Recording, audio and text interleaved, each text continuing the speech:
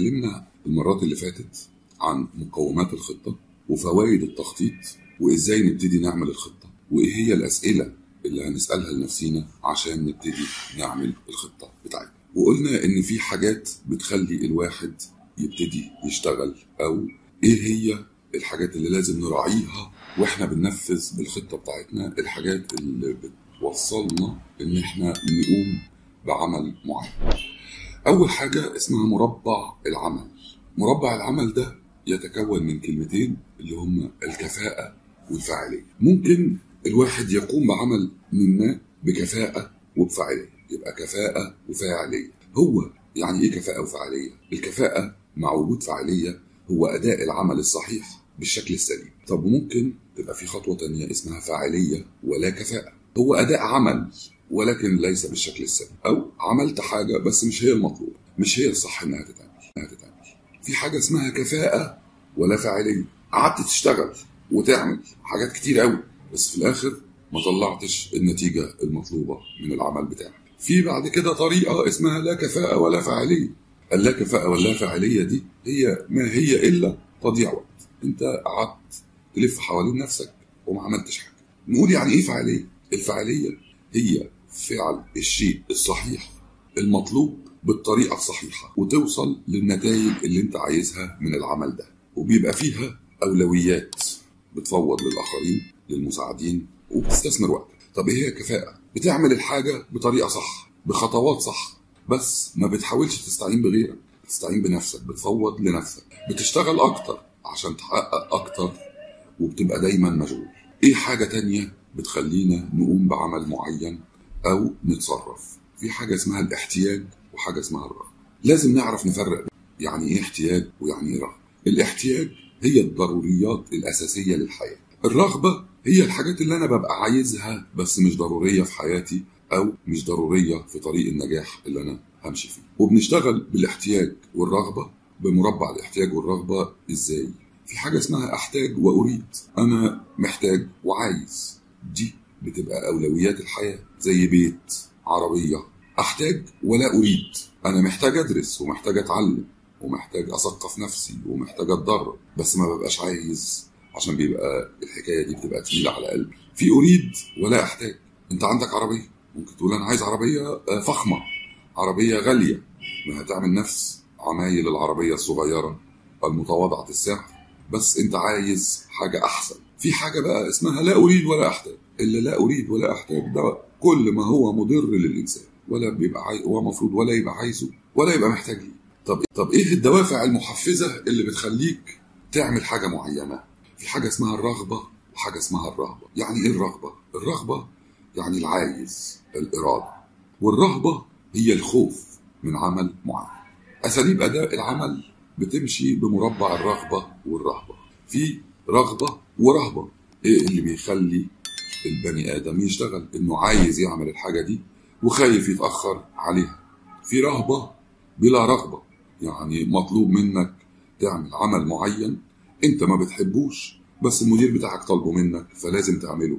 في رغبة بلا رهبة، انت عايز تلعب على الكمبيوتر وما عندكش حد منعك وما عندكش حاجة مخوفاك وعايز تتعلم حاجة جديدة على الكمبيوتر، عندك رغبة بس ما فيش رهبة من الموضوع. في لا رغبة ولا رهبة.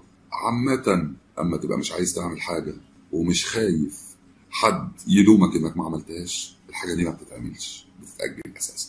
ايه بقى اللي بيخلي البني ادم يعمل حاجة قبل التانية؟ في حاجة اسمها الاولويات، والاولويات الاولانية اللي هنتكلم عليها اللي هي المفيد والممتع. يبقى مربع المفيد والممتع. في حاجة بتبقى مفيدة وممتعة في نفس الوقت، وانت بتعملها بتبقى بتستفيد من العمل ده وكمان بتبقى متمتع ان انت بتعمله. يعني ده مثلا اللي بيشتغل شغلانه هو بيحبها او بيشتغل بالهوايه اللي هو مميز فيها. في مفيد وغير ممتع. يعني الدراسه مفيده بس اللي بيدرسوا بيبقوا مش متمتعين بالدراسه. في ممتع وغير مفيد، ان انت تقعد تلعب على الكمبيوتر وانت وراك مذاكره او وانت وراك شغل، ده بيبقى بيمتعك، اوكي، بتتبسط بس مش مفيد بالنسبه لك. في بقى حاجات لا مفيدة ولا ممتعة، ودي برضو حاجات بنسيبها أو ما بنحاولش. العاجل والمهم. مربع العاجل والمهم شبه المربعات اللي فاتت دي، بس لازم بندخل فيه أولويات الفعل نفسه، مش أولويات حياتنا إحنا بس. نقدر نقول في حاجة تبقى عاجلة ومهمة لازم أنجزها وفي وقتها، في حاجة مستعجلة بس مش مهمة ممكن أفوضها، يعني أخلي حد هو اللي يقوم بالشغلانة دي مكاني. في مهم بس غير عاجل، ده ممكن أحطه في خطة عشان أنفذه في المستقبل القريب. وفي ولا مفيد ولا مهم ولا عاجل، أو ولا مهم ولا مستعجل عليه، سيبه لغاية اما يجي وقته هيتعمل. في بقى حاجة مهمة قوي لازم نعرفها، اسمها ايه؟ الوعي والمعرفة. عشان اقدر اكتسب مهارات جديدة لازم يبقى عندي وعي، مش عندي المهارة دي اساسا. يعني ايه الوعي والمعرفة؟ ناخدها ببساطة الاول في مربع الوعي والمعرفة. عدم الوعي مع عدم وجود معرفة. انت ما تعرفش انك مش عارف، ما جربتش ان انت تعمل حاجة معينة، تعرفش ان انت مش عارف تعملها. زي مثلا اللي بيسوق عجل، عمره ما ساق اول مره وما يعرفش انه يعرف يسوق العجل، ما عندوش الوعي، انه ما عندوش المهاره دي. بعد كده اما بيركب العجله ويقع بيعرف انه ما بيعرفش يسوق عجل، بقى عنده وعي بعدم وجود معرفه او عدم وجود المهاره بتاعه ركوب العجل.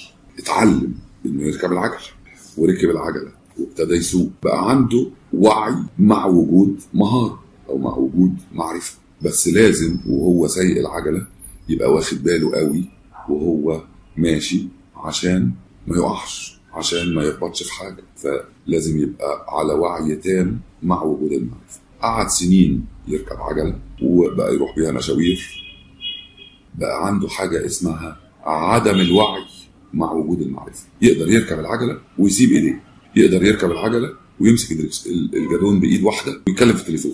بقى في عدم وعي مع وجود المعرفه، فهو بينفذ المهاره دي بس مش لازم يبقى مركز وهو بينفذ هذه المهاره. ودي ممكن تتطبق على كل اركان حياتنا وكل التقنيات والمهام والمهارات اللي احنا عايزين. طب لازم برضو اعرف اهتماماتي فين. ايه اهتماماتي؟ هل اهتماماتي انا والاخرين، ولا الاخرين ومش انا، ولا انا ومش الاخرين، ولا الاخرين ولا انا؟ يعني ايه الكلام ده؟ اما تبقى اهتماماتي انا والاخرين، بحقق اهدافي وبحقق اهداف الاخرين، واهدافنا ما بتتعارضش مع بعض وما بنزعلش من بعض. اما يبقى انا وليس الاخرين، بحقق اهداف انا بس، وممكن وانا بحقق الاهداف دي يبقى في ناس بتكرهني، في ناس بخسر بني ادمين وانا بحقق اهدافي، بخسر فلوس او بخسر مكانه اجتماعيه وانا بحقق اهدافي. يعني هنجح مثلا واحد يبقى مهتم بنفسه هو في الشغل ومش مهتم بشغل زمايله، ممكن ينجح في الشغل جدا ويبقى مميز جدا ويترقى وياخد علاوه، بس مع كراهيه الناس ليه. يبقى نجح في مجال العمل وفشل في مجال آخر من مجالات الحياة. في بقى الآخرين وليس أنا. الآخرين وليس أنا. الآخرين وليس أنا. الآخرين ليهم اهتمامات وأهداف عايزين يوصلوا لها وعايزين يحققوها. بيبقى الناس، أنت بتبقى بتشتغل بفكر الناس مش بفكرك. دايما بتبقى بتحاول تلبي رغبات الناس التانية مش رغباتك، بتلبي احتياجات الناس التانية مش احتياجاتك. وده بيوصلك انك تشعر انك ضحية، الناس مستغلاك او بتخليك تعمل الحاجة اللي انت مش عايزها. ودايما بتبقى منتظر ان انت الناس تشجعك عشان تطلعك من حالة الاحباط وحالة الضحية اللي انت فيه. النقطة الرابعة اللي هي لا انت ولا الاخرين. ده بقى في كل ما هو مضر وغير نافع للإنسان. ده بيعمل حاجة اسمها انعدام كامل للمسؤولية. الاعتماد على الآخرين، الناس هي اللي بتعمل وانت معتمد عليهم. دايما بتحس انك محطم نفسيا، دايما بتحس ان انت تعبان ومكتئب، ما بيبقى لكش أهداف ولا أهداف محددة ولا حتى بتاع